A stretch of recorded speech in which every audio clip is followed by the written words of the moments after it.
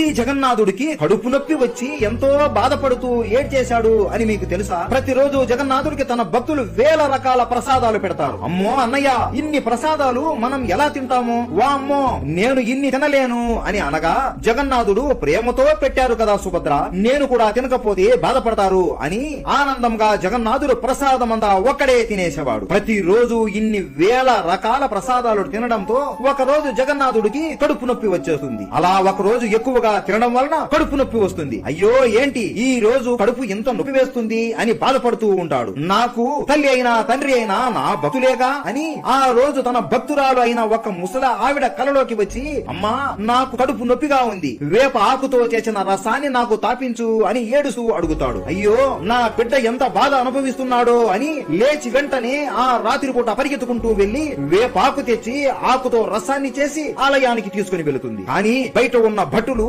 ఆమె చెప్పేది అస్సలు నమ్మరు. స్వామి వారికి కడుపు నొప్పి రావడం ఏంటి, అది కూడా నీలాంటి ముసలదాన్ని సహాయం అడగడం ఏంటి అని ఆమెను అవమానించి ఆ వేప రసాన్ని కింద పడవేసి లోపలికి పంపించకుండా తరిమి వేస్తారు. ఆ ముసలి ఆవిడ రాత్రి అంతా ఏడుస్తూ నా బిడ్డకు ఎంత నొప్పి ఉందో అని ఏడుస్తూ జగన్నాథుడిని చూస్తూ కళ్ళు మూస్తుంది. కడుపు నొప్పితో జగన్నాథుడు అప్పటి రాజుకు కలలో వచ్చి కోపంతో నా తల్లికి ఇలా అవమానం జరిగింది, నాకు కడుపు చాలా నొప్పిగా ఉంది అని చెబుతాడు. అదే రాత్రి ఆ రాజు ఆ ముసలి ఆవిడ ఇంటికి వెళ్లి వేపాకుతో మళ్లీ రసాన్ని చేపించి ఆలయానికి ఆమెను తీసుకుని వెళ్లి ఆమె చేతులతో జగన్నాథుడికి అర్పిస్తాడు. వెంటనే జగన్నాథుడు కడుపు నొప్పి తగ్గిపోతుంది. ఇప్పటికీ కూడా ప్రతి రోజు భోజనం అయ్యాక జగన్నాథుడికి వేపాకుతో చేసిన రసాన్ని అర్పిస్తారు. జగన్నాథుడు అంటే మీకు ఇష్టం ఉంటే జై జగన్నాథ అని కామెంట్ చేసి సబ్స్క్రైబ్ చేసుకోండి.